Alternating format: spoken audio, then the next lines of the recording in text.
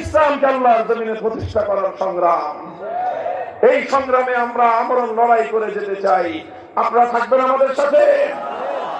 মুহতারাম হাজিরিন, শাহজালালের পূর্ণভূমি বাংলার মাটিতে এই হাজার হাজার মানুষকে আমি একটা পয়গাম দিতে চাই।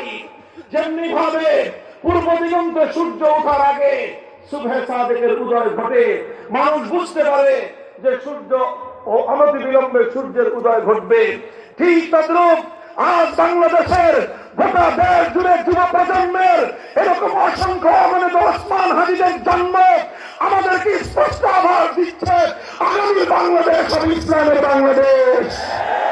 সব রং দেখা শেষ, ডিজিটাল বাংলাদেশ দেখা শেষ, নতুন বাংলাদেশ, সবুজ বাংলাদেশ, সমাজ বাংলাদেশ দেখা শেষ। একটাই বাংলাদেশ দেখতে বাকি আছে, সেটা হলো খেলাফতের বাংলাদেশ, আল কোরআনের বাংলাদেশ।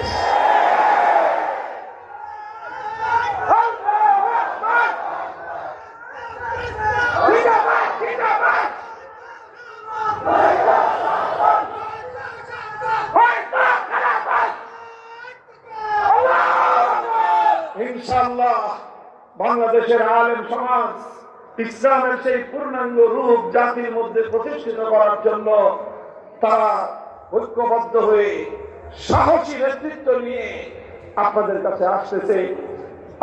আমার পক্ষ থেকে আপনাদের সকলের কাছে আহ্বান থাকলো, আপনারা ইসলামকে ব্যক্তিগত জীবনে যেমন ধারণ করেছেন, রাজনৈতিক জীবনেও মুসলমান শুধুমাত্র ইসলামের রাজনৈতিক আদর্শকেই অনুসরণ করবে, এটার জন্যই বাঁচবে, এটার জন্যই মরবে ইনশাআল্লাহ।